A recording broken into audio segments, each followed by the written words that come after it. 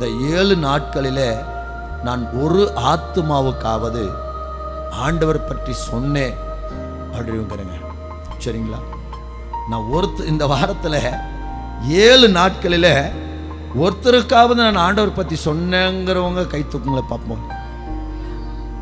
அல்லேலூயா.